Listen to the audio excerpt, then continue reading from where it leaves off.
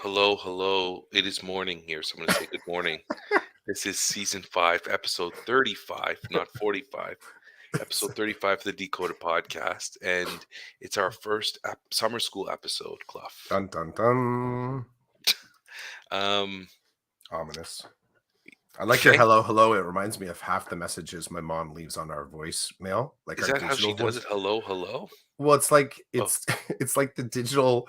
It's like you remember back in the day. Maybe you don't remember this, but back in the day, the basically a answering machine. So like one of those mini cassette tape answering machines was basically like a um, it was early Alexa because mm, someone could call and then you could stand somewhere in the kitchen or somewhere in the house and you just stop for a second. You're like, okay.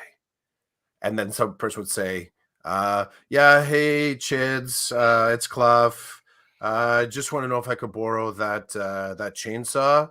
I'm doing some gardening. Okay, call me back whenever you pick this up. So that's like the one version, right?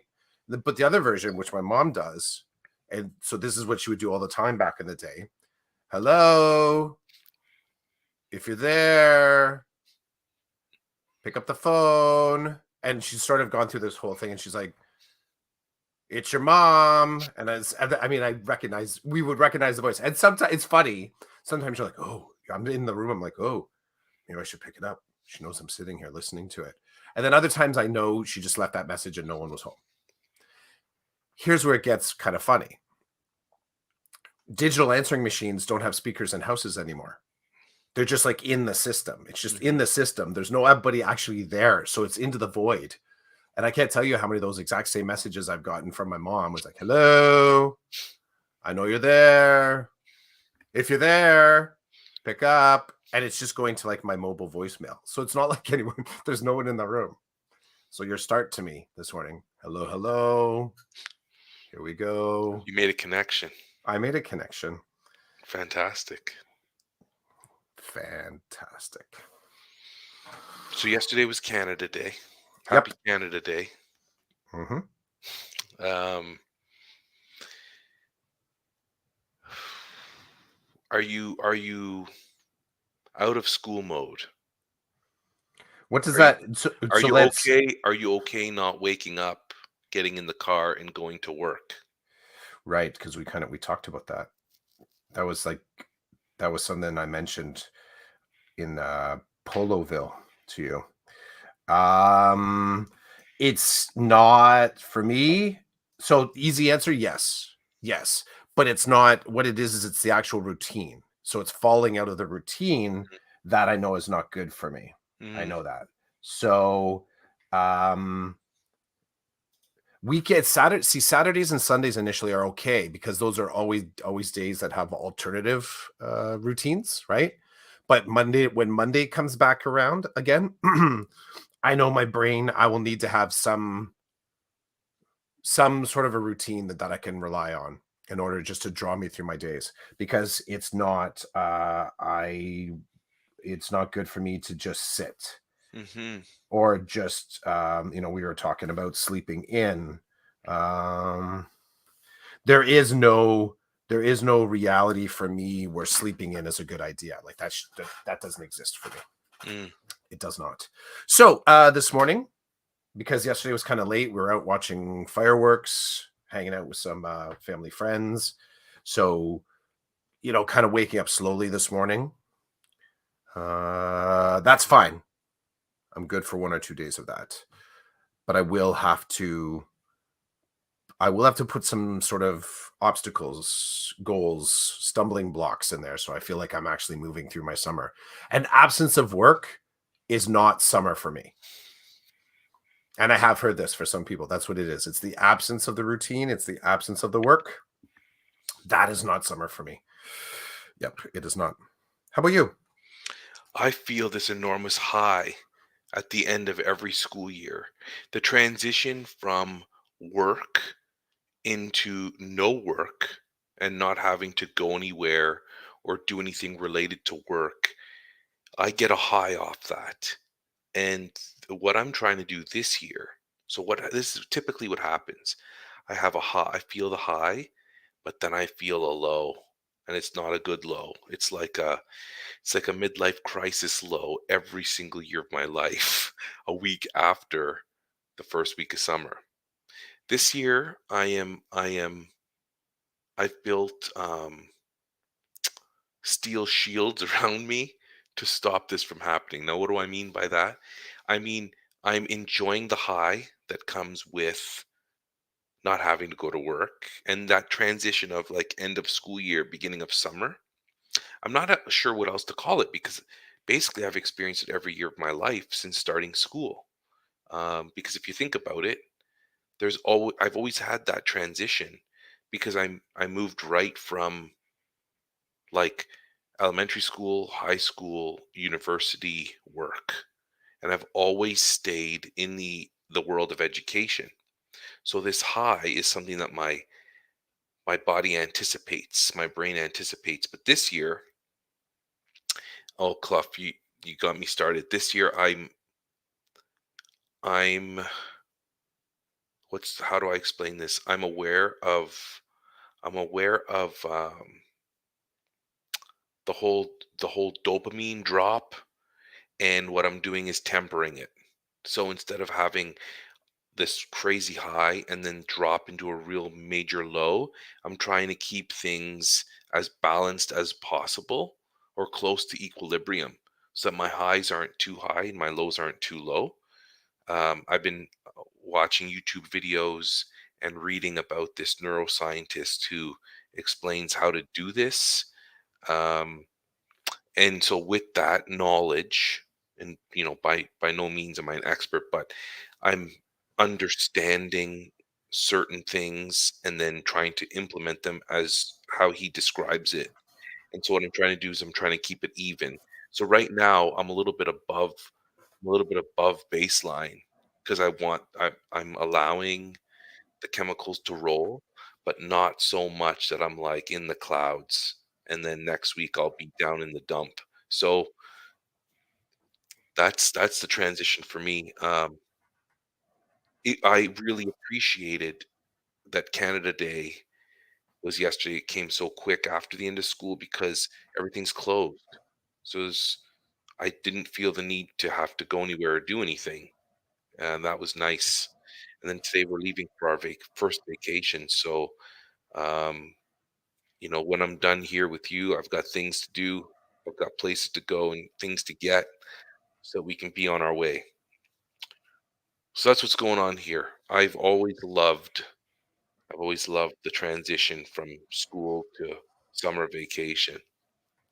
And I was reading on Twitter yesterday, people already complaining that teachers are lazy and we get paid for the summer. I had a big laugh. Doug Ford has come out and already threatened us. Uh, not understanding how anything works, the man comes out and says he's going to give us more than 1% in our new contract. My wife laughs. She's going to be like, yeah, it's going to be 1.0001% is what he's going to offer us. And he wants us all back in the fall. Dougie wants us back in the fall. Little does he know how any of this works. But anyway, so I had a nice laugh yesterday as I was enjoying my transition from school to summer.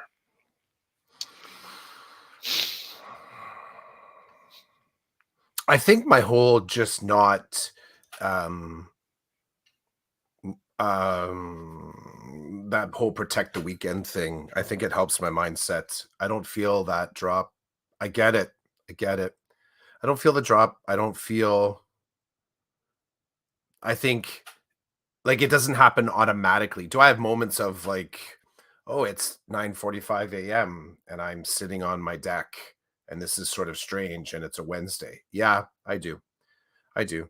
I have those moments where I recognize there's real difference between what I would normally be doing a month ago and what I'm doing now. It's funny how my productivity though, that motor just to kind of keep doing stuff, how it kicks in. Um, and I think it's just I have it all year long. Like I think that's really how it plays out. It's all year long. It never really leaves my operating system. So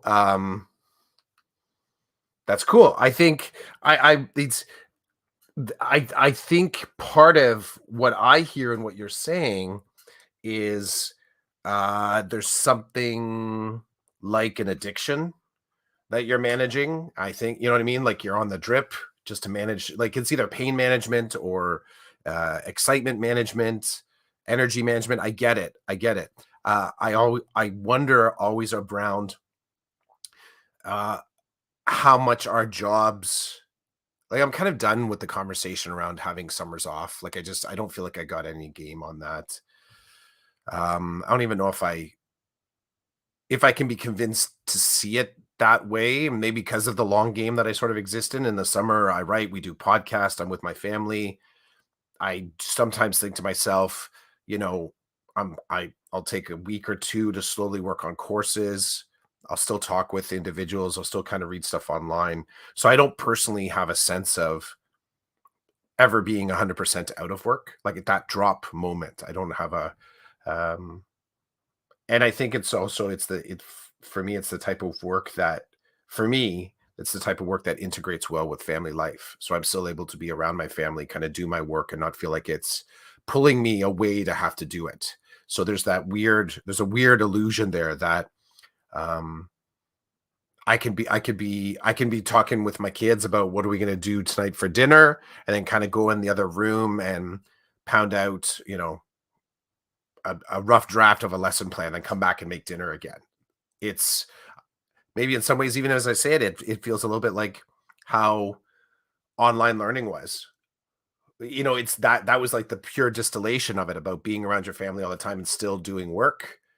It's just kind of flipped slightly, but the convenience and adaptability of being able to do the work that we do and still include our family hasn't changed. So maybe I'm just kind of leaning on that space. I'll get more family time, but I know at the end of August I won't. It's going to flip. I'm going to have to be, because I'm an early start school. So we get our week off in late October. So, uh, so good. I'm happy for you that you know this about yourself, that you know this and notice about yourself, because I think, no, sorry, I can't say that because I don't know for sure. But I imagine that there's some individuals that have a real hard time transitioning. Like they don't find their feet. Um, and I've talked to other individuals that say, yeah, yeah, yeah. Like that's why I do summer school. I got to keep going. I only want sort of 2 weeks off. Any absence of work is not a great place for me. So cool. I am happy that you have a connection to that. And I think it might actually be, sorry, last thing I'll say this, that might actually be new ways for somebody to think about what's going on with them right now. If they're sort of hitting Saturday, like I said, Saturday, Sunday is already a wild card because it's kind of like reinforced of the weekend. But come Monday, when, Sunday night, you get a little bit of that, get a little bit of the anxiousies, like, oh, here comes the school week, and it doesn't come. Well, that's also disappointment. Like it could also be like, "Yay, I get to sleep in," but it can also feel like disappointment. So I guess managing that, I like how you talked about it. I think that's kind of cool. It feels like it falls really close into that other conversation where, and I was saying this to my own kids, like not every kid likes to go home on the weekend, right? They would actually prefer to be at school because that's where they sort of feel safe. That's where they're supported. That's where the breakfast program is.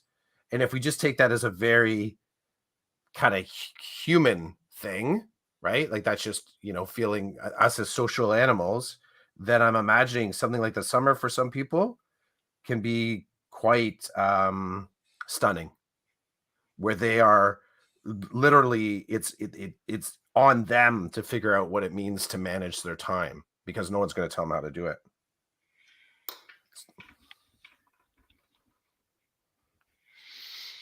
I like that. Took me a long time to figure out. I've been kind of working on this thing that I'm talking about for the last 6 months, actually. So I was like, when I was starting to get into it 6 months ago, I'm like, you know what? This is going to come in really handy and a true test of whether I understand and whether I care about this as much as I feel like I do when school ends. because it's a marker for me. It's a marker. I know it. Um, and over the years, I've just gone with, okay, well, the low's coming, so live up that high. But it's like, nah, you know what? That's part of the problem, according to what I've been reading about and learning about in science. That's part of the problem. So instead, you know, enjoy a bit of that lift off, but don't go too high. And then as you come down, regulate and try to mediate how low you go. Now, this is I'm very much simplifying this, and I'm coming at it from a place where like I'm not diagnosed with any kind of mood disorder or anything, so it's not like I'm just a neurotypical person who, as far as I know, understands what happens to me at a certain time of the year and what's traditionally happened to me. So I'm just trying to like be more aware, understand the science behind it, try to implement like some of the ideas that will cause me not to get too high, not to get too low. So it's all very amateur, right? It's amateur. It's based off of real science and experiments and stuff with animals and things like that. And this person brings it all together and makes sense of it for humans. So by no means is it like it may not be you may not be able to replicate what I do just because it's you are who you are and your your chemistry might be different than mine. So it's just cool. So I'm applying it. I'm I'm just thinking I'm applying it. I'm working on it. Um, that in itself excites me, right? So it's like the learning doesn't stop. I'll find things to do. I always find that in the summer what happens is I overbook.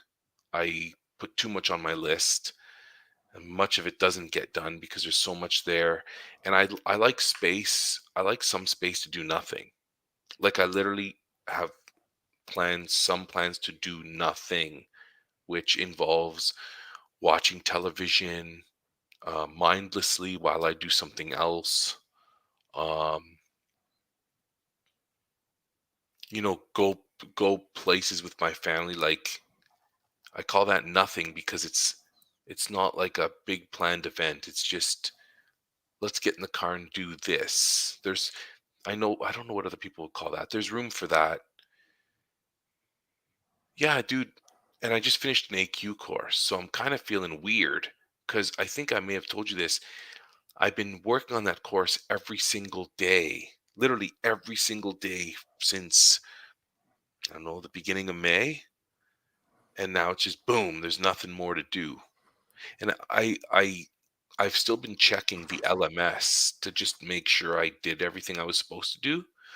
And it appears so. And I'm assuming if I didn't do something, my instructor would reach out and say, "Hey, you didn't hand this in, but I noticed you handed everything else in. So what's going on?" But that's a dangerous assumption because I guess she doesn't have to do that if she doesn't want to. Um, so I'm feeling a little bit strange. I'm feeling a little bit strange from that too because I went from working on this course every single day, all the time, to not having to work on that anymore. It's kind of weird. But don't get me wrong, it's not like I'm dying to keep working on that. I'm not. I'm glad it's over. In fact, I think I remember maybe I told you this when I started the course. So the last AQ course I did, I don't know if you remember, but I almost didn't finish. Like I almost just walked away from it because I just was so like I don't know, I guess I felt there was too much on my plate and something had to go and it was going to be the course. And the good news about that is I didn't have to pay for the course. It was given to me for free. So I felt like there was no monetary loss, which for me I guess is a big deal. But I almost quit. I think I wrote a blog post about it. And after the course was over, I shared the blog post with my instructor. It's just so you know, I almost quit at this point here. And she reached back. She's like, "Why didn't you say anything? You should have said something. We could have worked something out." And I said, "What? Work out what? Like extend the deadline so that I'm in the course for 2 weeks past when it's supposed to end?" Like it was torturing me. I was being tortured. I chose that torture and I almost walked away to avoid it. So knowing that I experienced that with the last AQ, this AQ, I was totally, again, I was prepared. I was like, okay, this is going to go on. It's going to start in May. It's going to end July 1st formally. Get to work, stay ahead of the curve, do the assignments that don't require a lot of thought. Make sure you have a system for responding to people and tracking it so you don't have to keep going back. So I had a whole system built to keep me efficient and to keep me from not feeling overwhelmed. And it worked. It worked because what I experienced was when I spoke to some of my colleagues in the course. So as we were going through, we had to create a unit plan at the end, and it was a killer. Like that's what it took all my energy to put together that unit plan. I don't even know if it's good. I'll find out in a couple of days, I guess. But um, I was reaching out to some of the other course members who would often comment on my posts, and I would comment on theirs. So there was like a group of us that we just seemed to always be finishing assignments at the same time and then posting and commenting. So I reached out to a handful of them. I said, "Hey, I'm not sure what I'm doing with this unit thing. Like, can you take a look and tell me what you think?" And a lot of them, a lot of them would respond and say, "I'm really happy you emailed me because I'm feeling so overwhelmed. I don't know what to do." And I was like, "Bingo, that was me in my last course." And so I respond, I told them that was me in my last course. This is how I changed my process and procedure for this course so that I wouldn't feel that way. Even though I'm telling you, I'm not sure what to do with this unit plan, but I'm not feeling like I'm going to quit the course. I'm just feeling confusion. I'm not sure what to do here to make the confusion go away, or even if it might be good. Like I accepted the fact that the confusion might be a good feeling to help me keep going. So I told them this. They're like, "Oh my God, tell me what's your plan? What did you do?"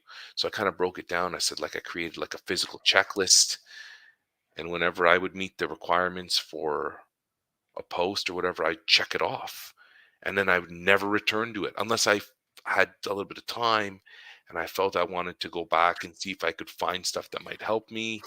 But I said I never went back unless I had the time. If I didn't have the time, then I was staying on course and moving forward, knowing everything behind me was checked off and done. And we're talking bare minimum requirements too, right? Like I'm not talking like it's hilarious to pass this course. You have to get a B plus, A minus, or A plus. Anything lower than a B plus, and you fail. So I was aiming for. I was that student who was like, what do I need to be successful? Because I'm not trying to be lazy. I'm trying to be efficient. And efficient for me doesn't mean I shoot for the A plus every time. It doesn't. It means I shoot for the low end. Now I always give a little bit of extra just in case, but I'm not aiming for A plus. So I'm like, give me my B plus or my A minus, and then let me keep rolling. It's funny. So I was told by some of these people that they really appreciated my process and that they were going to start it up for the last module kind of thing so that they could stay on task. Now for me that would have been too late. That wouldn't have worked. I needed to do this right from day one. Um, I don't have it with me. I thought I brought the papers upstairs. I have like my little checklist sticky note thing, and literally like I would walk around every time I work on the course. I would walk around. It'd be in one hand, and the laptop would be in the other, and I would just work and then check off, work and check off. So I did not feel the burnout, but I did feel like like a mini sense of urgency. Like, oh, you're sitting here doing nothing. Crack open the laptop and do some of your AQ course. Um, and I did bring my laptop with me to like when we go out, like when my son had a sporting event or whatever, get him to the rink early so he get dressed. While he's getting dressed, I'm working. And there were Sundays, some days and Sundays where I'm like, Aha. holy cow, I'm gonna be out of the house for like the entire day. I can't wait to get home to work on the AQ course. I won't have any gas left in me. So I would literally bring my laptop, park somewhere, crack it open, work on it. So I was really using my time as efficiently as possible.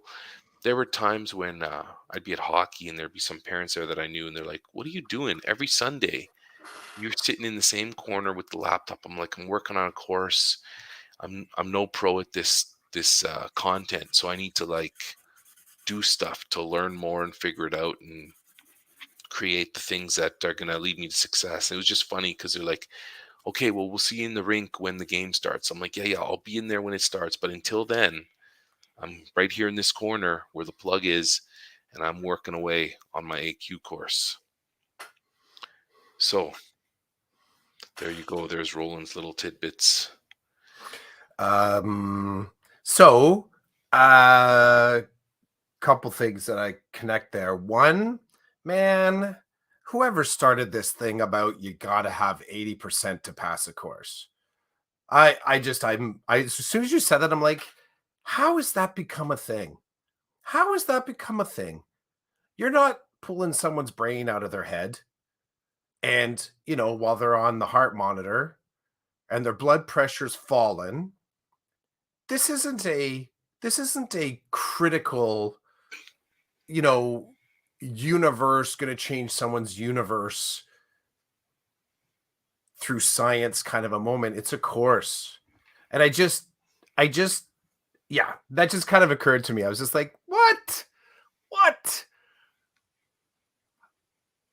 That marker higher." And I don't know. It just kind of stuck with me. The second layer to that is the willingness to play, right? Say, "Okay, all right, I'll get that." The third part is but did it actually meet that standard?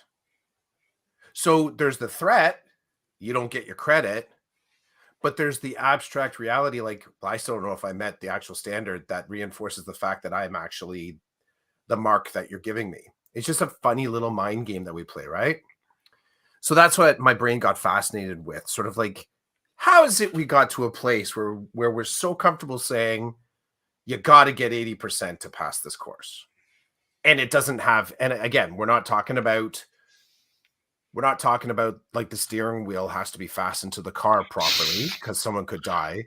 We're not talking about, oh yeah, if I don't hook up that one little like cord in the back of the brain here, your brain's not going to work.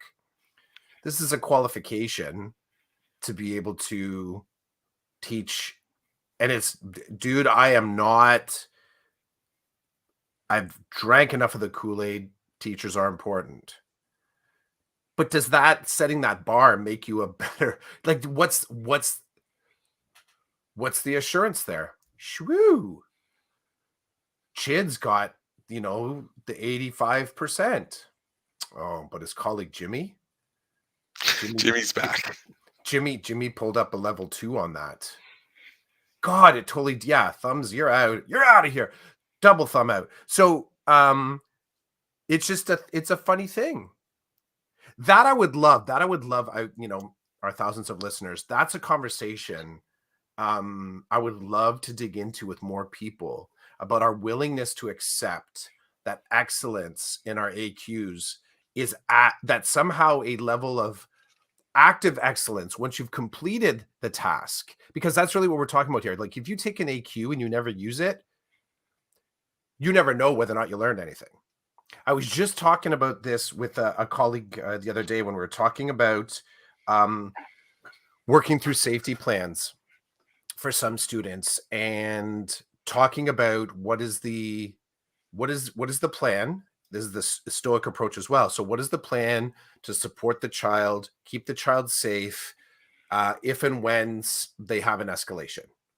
So you sort of work through these things. You can read through safety plans and IEPs, and you can see, okay, there's something, there's something about this kid where they have the potential to have some sort of an escalation. And those comes in all different forms. Could just be that they don't respond. They sort of become uncommunicative. Is that the word? Well, sorry. No, they're constantly communicating. I know that about spec ed. They just might not be using words to do it, right? Effective, let's say vocalization, language, speaking the words. But they are communicating something else. To the other end where they could pose a threat to themselves or a threat to others. So there's a whole range in there, and there's a range of responses. So we're working through these. And at one point, we both, in our sort of talky talk about this, we also said, okay, so this is great. We have the theory. We feel safe. We feel safe and informed in building this. And we both kind of said, but we really don't know. We really don't know until the student escalates, which is a very strange other place to be in, right? That you don't necessarily know if you've built the right thing until you take the plan and either inhibit an escalation. So you've actually built the right thing to sort of be preventative. Or, are you like you build in the right tools to be preventative, but even then you're also thinking, well, if the preventative things don't work, you have to have those other layers. So in some ways, the litmus for the plan is because the plan can hit multiple levels. It's not just you're trying to prevent it. Well, what happens when it's actually starting to escalate? What happens when you're in the middle of escalation? And then what happens on the other end where you start to come down? And you could sort of move through those 4 phases really quickly. So we kind of landed on, geez, we won't know for sure until we actually have or recognize that we're in the middle of an escalation. And, you could say, I've taken my CPI training, right? But again, even that, if I pull a level 4 on that, I get my 80% because I can sit in a room and I can sort of show that I can do the control positions, or I show what I know by answering a quiz. That 80% doesn't mean anything because it's in a place that it doesn't mean anything by by affiliation, because doing it in a fishbowl classroom. So even in saying that, Jimmy pulling level 2 still passes the class. It's going to be what Jimmy does with it afterwards that is more impactful to the children. So that was my first thing we were saying about that. The second part I loved, and I don't know, I won't unpack this too much, was that the instructor, because I've been in this conversation too. So you're sort of advised, well, why didn't you come and talk to me? And I think sometimes we believe that we can somehow operate independent from the systems within which we operate. And what I mean by that is this person, so this was the person that was delivering the AQ saying, why didn't you come and talk to me? Yeah. I think that the individual is not seeing that the fact that the AQ exists in the first place is because the system has said we're going to have an AQ. Them as the facilitator are a part of that same system that you are pushing against. So it's kind of like the best case scenario in that discussion. And now I get there's other things, but here's what I imagine. The best case thing is that you're just able to sort of climb over them and then you both drown. Because, to try and like they actually can't offer you anything more than what's already in the course or a delay to the course. And or I mean absolutely zero, let's say, depth of perspective about how you're seeing it inside out from your life. Like you're sort of saying, no, like this course just does not jot. It's actually, I'm kind of interested in the content, but the way that it's structured, the timelines, the volume, where my life is right now, I'm not connecting with it. Come and talk to me. About what? About what? Convincing me that I can do it? I know I can do it, but I'm at this place where it's just not connecting with me. What, you'll pull back an assignment or two? Well, I have, it's kind of about time, but it's not really about time. I just think that it's a sometimes a funny moment of um it would probably be better. I mean, maybe I don't know, a better conversation would be the two of you to go to the actual university that's stamped this as an AQ and say, look, the way this course is not designed very well.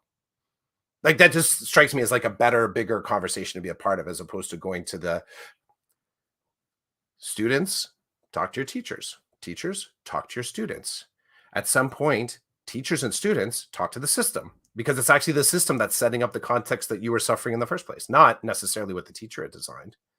Teacher's part of it, but it struck me as slightly ironic that they would want you to come and talk to them about it after they already knowingly designed the course.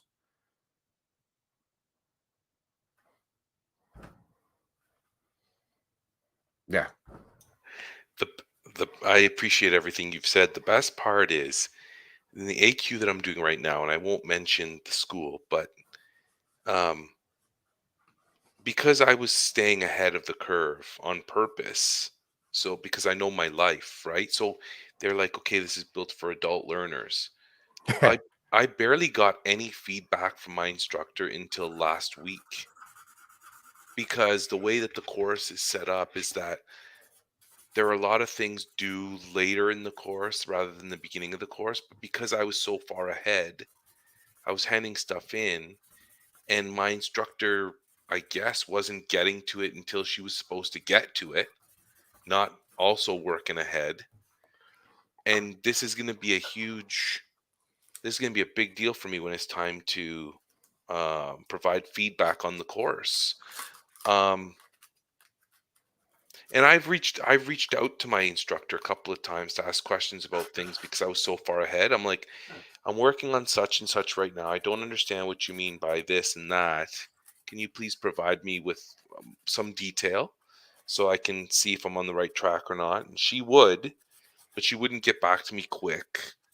And my argument, if somebody were to say, well, you were just way too far ahead, my argument would be, you don't know my life. If this is supposed to be adult ed and I'm being responsible by like looking ahead and seeing what's happening in my life when I can insert coursework. Like I told you, I was working on it every day, but working on it every day doesn't mean I was banging out assignments. It means I was like working on certain things in order to get to that assignment and get it handed in by a certain deadline for myself, knowing that, this Saturday is a write off and this Tuesday night is no good. And like, it's not like every night and every weekend was available to me for my AQ. That's not how it was. So, my instructor, I handed in a ton of stuff about the unit plan as well. And then hilarious last weekend, as I'm in my family room hanging out, I got a couple of emails from the instructor with, okay, your feedback is in for this assignment, that assignment. And I would go and then she would provide me with great feedback. And then because I had the time, because my unit was done, I'd go back into my unit plan and I would literally add to the things that she suggested, even though I had handed in my unit plan. It was handed in already. So what I did was I went back in, I made you know, the recommendations she suggested and then resubmitted it like twice. So now and I wouldn't remove the old ones. I'm not doing that. I want them to see I was on top of my game. I was doing what I was doing based on the knowledge I had. And as you provided me with feedback, which I believe is weeks too late, um, because I had the time, I went back in and I fixed things up based on your feedback and then resubmitted. So my biggest beef is that what provisions do you have in place for the adult learners that are reaching ahead? Because I know for sure there are adult learners who are behind, and I know there are adult learners right on. But I'll tell you something. If I waited till last week or the last 2 weeks to actually work on this unit plan, I'd be in big trouble because I don't have the time readily available to me to give to it each night, nor do I want to. I don't want to give up. I don't want to like have to sit every night and work on this stuff. I can work ahead on it. That works for me. So I'm like, this is interesting because your deadlines, as soon as I saw the deadlines, I'm like, these aren't going to work for me. I don't work this way. I can't bang out a unit in 2 weeks. And I knowing that about myself, why would I wait? For me, that's called last minute. Why would I do that to myself? I'm not doing that to myself. I paid for this course. I'm paying for a service. They're not paying me. So there's a lot of layers for me. One of them though is how come the instructor, I guess it's my worldview. If I was instructing an AQ course and Jimmy hands in an assignment 2 weeks early, I'm probably going to look at it and I'm probably going to give Jimmy feedback because there's a reason why Jimmy handed it in 2 weeks early. Probably because, well, based on my worldview, Jimmy's got other things going on in his life. And so, maybe he could have pretended. That's another thing too, people pretending, getting stuff done and handing it on dates due. I'm not pretending anything at my age, my experience, my life. You get it when I'm ready to give it to you. So, yeah, it's one of my questions. How come you didn't respond to any of my early stuff? Maybe because in her life, she knows June 21st is the day after this assignment was due. That's the day I'm giving it to mark everybody's assignment and give them feedback. Maybe that's how this person rolls. But I'm kind of like I'm left out in the left field by myself because I handed things in early. And it's funny because things built on other things. So some of these assignments built on each other. So I was handing in stuff blind, not knowing if I was building in the right direction or not. Oh, adult learning model. The Elm. The elm. That's actually cool. Yeah. How much do you pay? How much do you pay? What are your alms to pay this course? Because I think as we're teasing this apart, man, see, this would be valuable to have 1 million viewers, right? Oh yeah. Because the whole idea of the adult learning model doesn't correspond to an adult teaching model. The onus is on you, bro. The onus is on you. And, I remember I was at a restaurant. I've always worked at restaurants, but I can remember. So back in the day, Golden Griddle is where I worked. And part of my job as a busboy was to bring coffee to the table. And the server would tell me, go to table 5. Can you bring some? They want refills on their coffee. It went from there to we changed the process where I was no longer directed. It was just part of my kind of like rotation, is that every 15 minutes or so I'd pick up two coffee pots. The orange topped one was decaf, the brown topped one was caffeinated, and I would go to the table and say, and the language even changed. I would say, initially, would you like some more coffee? And then I would wait for the acknowledgement. And then it was like an acknowledgement, yes, yes, or no. That changed into, as efficiencies were built in, I would still take the coffee, but I would go to the table and I would shorten it down. I wouldn't even ask necessarily. There wouldn't be the intro. It would just be regular or decaf. Boom, so much shorter. The third layer to that was just going back to the table and topping it up without even asking. I look on the receipt and I could tell from the receipt who had which coffee at the table. So I just go and pour it, whether they want it or not. The final layer, and this is when I was just leaving the restaurant, and here's where the kicker is. We just put a friggin' pot of coffee on the table and walk away. Now, at the end of that meal, the server still expected a tip.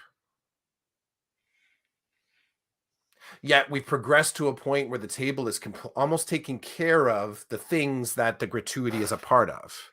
And again, we're going back in the day where the actual wage that was being paid to servers and bus people was really a lot lower. So you were, as they say, dependent on tips. And I get it, in the industry, places are still dependent on tips. The hourly, though, relative to it, like the 15% tip hasn't changed. The mindset 50% hasn't changed, but the actual wage has increased higher than, let's say, when I was first coming into hospitality. But I still have of the mind that the tip, I'm tipping, not, I might be breaking some people's hearts. They're like, really? You worked in hospitality? I go into hospitality, I tip because there was something about that server that really made me feel at home, connected, kept me interested. The food coming to the table quickly is 90% because of the kitchen. It really is. The kitchen being able to sort of create and get the food up. The other 10% is the server carrying it or someone carrying it from the kitchen to the table. So I think to myself, your hourly kind of covers that 25 meters walking from there to there. When you start to get, deeper into it, okay, I'm like, man, like I felt really special. Man, like everything was just there. Like them being able to read me and provide me with what I need in that moment makes me feel good about paying at the end. I wish there was a deeper sense of that in AQs because I'm now convinced with AQs, and this happened when I did the PQPs as well, that course design, the lion's share of course design and assessment and mentoring is now distributed to all my peers. And my peers now, individuals that may or may not have the depth of experience, are giving me feedback on my work when what I really want is I still want to be known by the teacher. I still want to be understood by the teacher. I still want to be redirected by the teacher. I want the teacher to say, that's really interesting, Clef, but you're wrong. And then to sort of walk me through why. And I feel like AQs right now, and I've taken them recently, right? I feel like AQs right now is they're dropping the caffeinated coffee jug on the table, have at it, and still asking for a tip afterwards. Last thing I'll say, the PQP, I got a survey request from OPC. And it talks about whether or not, and some of the questions on there around, did you, it was sort of like, it kind of was like, are you currently working as administrator? If not, why? So there are a lot of questions around that. And I put on there, I said, from my experiences in the course and my experiences in education, I am not, I do not believe that I could live a wholesome life, a fulsome life, learning, leading, and taking care of my family. I said, I do believe there's conditions right now within leadership, like it's the conditions of leadership, not unlike what I'm suggesting about the system conditions of that instructor saying, Roland, you should have talked to me. Well, those things that you'd be talking about are not about you. They should be about the system that put you and the teacher in that position in the first place. So that's where I'm hitting.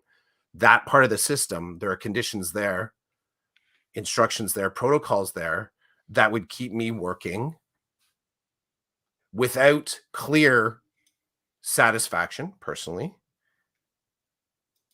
and I would not be able to I would not be able to balance my wellness. So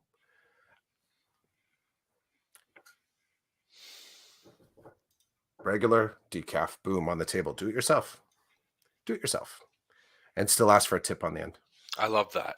I love that. And Too. The restaurants where you're sitting there and the stuff is all kind of put out for you. Buffets is a perfect example, right? Buffet is a perfect example. You're walking up getting your own food. Someone's clearing your plate, but hell, put a bus pan by the where I'm actually picking up my food by the trough. I'll take my plate back over, or I'll just keep stacking in the center of the table. Don't make me happy, make me happy. I don't care. And then you ask for a tip at the end. dude, I went for breakfast with my buddy recently, Yeah. and the minute he said decaffeinated, she brought over this big pot of decaf because I guess it's really interesting that you're saying this. At that time, I thought this is great service. She literally gave you, 10 gallons of coffee. She doesn't, you don't need to keep asking for it. They don't need to come give it to you. The minute he said caffeinated, she knew what she was going to do. She's going to drop it off because nobody else is drinking it. So I'm going to make this pot for you and I'm just going to leave it for you. You can do what you want with it. I thought that was great. But now that I'm hearing, and then she said, well, what do you have? And I'm like, well, I had regular, but now that I see that there's a pot of decaffeinated, I'll just drink. There's no way he's going to drink all of it. So I'll drink some of it too. And then she stopped coming back to ask about coffee. I thought that was great. But now that I hear what you just said, I don't like. Now she was doing other things. It's not like she literally dropped the food and the drink off and never came back. So she was still circling back. So in my mind, I'm like, okay, so the coffee, you're not gonna you're done with the coffee, but you're still doing other things, which I'm going to tip you for. But you're right about the AQ course, and with this particular one that I'm doing now, I really feel like I've been left out on my own for far too long. And like I said, I emailed my instructor a few times and said, "Hey, I just handed this in, and now I got to work on this, but I have no idea if I'm on the right path." You know what? She didn't even respond to me for some of them. And then I was like, "Well, I'm not going to cry about it. I'm just going to keep working." And then if it hits the fan, then I guess I'll respond with, "I'm not sure how I failed this assignment based on the fact that I followed, I read these things and I incorporated them into the assignment, and you didn't give me any feedback. So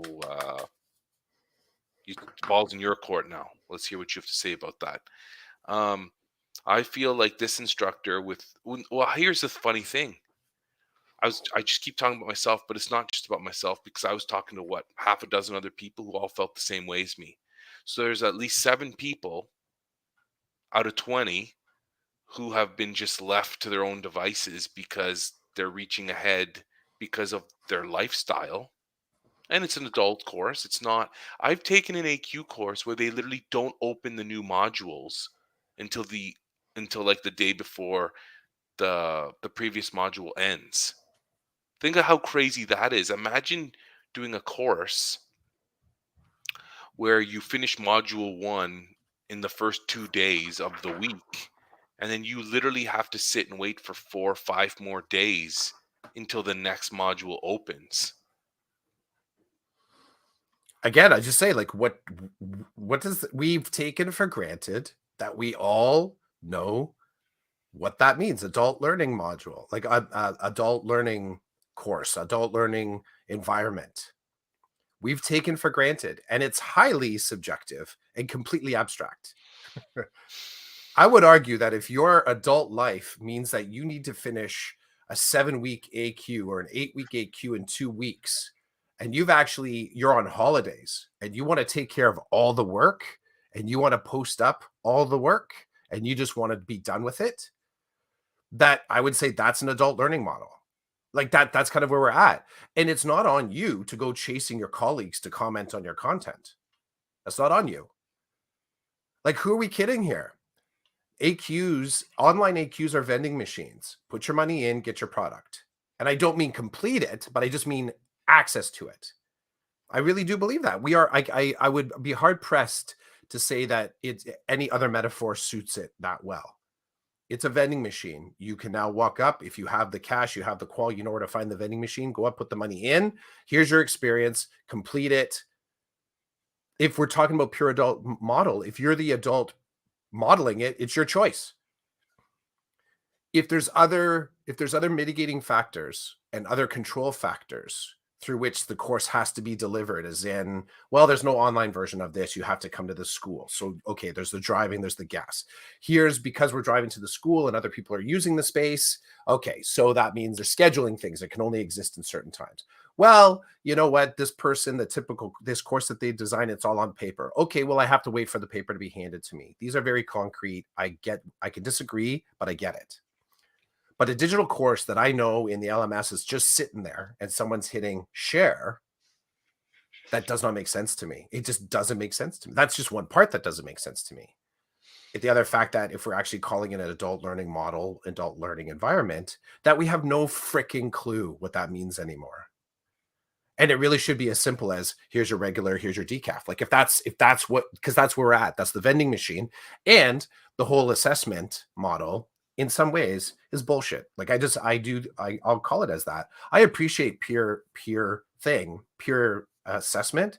But if you're also telling me, in order for you to hand me my thing at the end, like hand me my credit, my AQ credit, I also have to get 80%. Really? Jimmy over here, who I just met 1 week ago, and I know Jimmy only got a level 2 on his last AQ, but he's teaching it, right? He's teaching it, but like, Jimmy's going to give me the feedback that's going to help me get to 80%. No, it's me pouring my own friggin' coffee. Like, I'm going to be pouring my own friggin' coffee here. And if you do happen to have an absentee facilitator and it all comes at the end, for whatever reasons, absentee, Non-judgmental, just a fact. They're not there. They're not there, right? If they're not providing the feedback or are incapable of giving the feedback, well, this is the system conversation. But we're still standing there in front of the vending machine where it shows, it's $1. You put the loonie in, and then after a while, it actually goes dot, dot, dot, dot every month. You got to put another dollar in, right? And you're still waiting for your product to come out of the vending machine. So it's just, I don't know. And this is the system. This kind of delivery of AQs. I've had the here's the everything course, but by the way, you got to make sure you're there to respond to 3 and 3, right? You got whatever the number that seems to be arbitrary as well. Write about 3 new things that you learned. Write about 2 things that you're going to research more. Write about 1 thing that was really thought provoking to you. I guess that's an adult learning model. I don't know, bro. $800 later, $800 later, multiply that by the number of AQs that you and I have taken together, right? So it's something, and I'm this privilege, baby, privilege. this time around, I'm really pushing back on it. And I was a little bit surprised with the whole you need 80% and above to pass. Were you though? Were A you? little bit, because I'm like, F me. Like, this isn't even, I could see I could see under 75. So expectations, the standard expectations are like a B. You have, this is the way it works in Ontario. Meet the expectations to level 3. I get that. But Right, but the student why still they gets turn the into a credit. level 4? Well, the students still move on to. Wait, we're talking about students, right? No, I'm talking about, if because it seemed to me like we were mimicking everything that we do to students, we were doing to ourselves. Right, right, So right. then, when was the last time I told my grade 3s, if you don't earn a level 4 on this activity, that's it, you fail? Yeah. I never done that. In fact, some of my students earn lower than a level 2 and they still go to the next grade. Yeah, yeah. And sometimes I would see like the customers accidentally overfill their cup and kind of slightly burn themselves. But I also knew they couldn't complain. So I'm like, you poured it on yourself. AQs. Where's the possible you did this, you did Roland, you did the work. You got no point to complain. You did the work. Right? The assignment was put there out there in front of you. And part of it is I'm playing with this is I like when we land every once in a while on this on Decoded where we, there's it's here's the thing and it just we I think it would be good to look at it a little bit deeper. I don't know exactly. I'm gonna leave it to somebody else to figure out what the better look would be. I just find it because I'll shake the tree. I don't often know what's going to fall out of it. So the just this idea though that we are at the self-serve model of AQs so deeply, and then being told on top of that you have to achieve to this level, and then compounded by the fact that your path to getting there is to be in the same place at the same time as your colleagues, and abstractly added to that why should you trust Jimmy? You just friggin' met Jimmy. How do you know Jimmy's going to be able to give you the feedback that you need in order to get you to that 80% that allows you to leave the room finally? It's messed up. I want to say one more thing, and then Do it. I gotta We, go. we But got to clock out. Yeah. so Jimmy, so here's the thing. I realized quickly there are 20 people in this course, and I only know 6 of them well. I Mhm. don't know the other people. I'll tell you why. Because I was so far ahead all the time, and so were these people with me. I never commented on any of Jimmy's work. Even in the introduction where you introduce yourself, I that module was open for a week, and I think I went back midweek and still didn't meet a bunch of Jimmys because they hadn't posted up their intro yet. And I wasn't circling back. I wasn't circling back to module 1 when I'm halfway done module 2 to say hi to Jimmy and get to know him a little bit better. It was very interesting actually, because I'm like, I don't freaking know who Jimmy is. Like when our instructor emailed us to tell us who our peer was that was going to do our peer assessment for our unit. Luckily, it was one of the 6 that I have been communicating with since day 1. So we already had like Oh, okay. I felt comfortable because I read these people's posts. I see their assignments. I'm like, okay, this is certainly 80% and above. So I'm connected to the right person here who seems to put time into their work or just gets it, whatever the case may be. And she told me she felt the same about me. She's like, thank God it was you because like some of those names, I don't even know who they are. We never see them because we're so far ahead. And we're not judging. We're just like, I don't even know who Jimmy is. Because when I did my introductions, Jimmy's name never popped up. I don't even know who he is. He may have done his introduction an hour before it was due. And so barely anybody knows that Jimmy's even there. So it's like this whole thing is messed because I was so far ahead. I only know these six people. And you could tell me Jimmy's in the course. I'd be like, Jimmy who? Because there were names on in the email of the peer assessment people. I don't even know who they are. I didn't even know their names existed until I looked at the class list. I'm like, oh my God, there's more than six people in this course. There's like 20. But some of them are coming out of the woodwork an hour before things are due and blasting them in.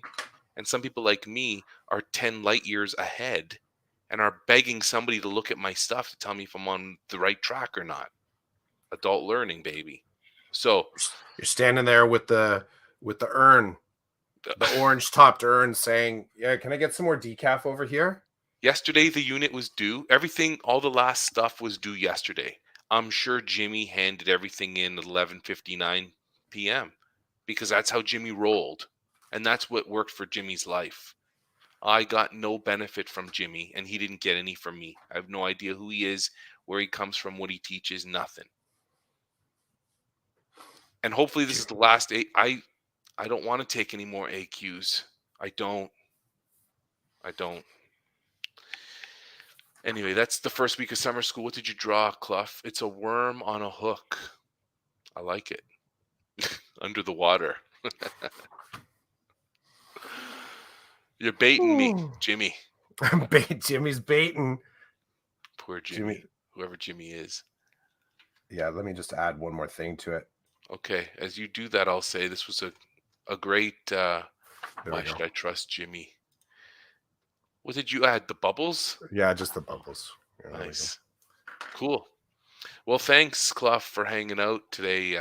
Season 5, episode 35, first week of summer school.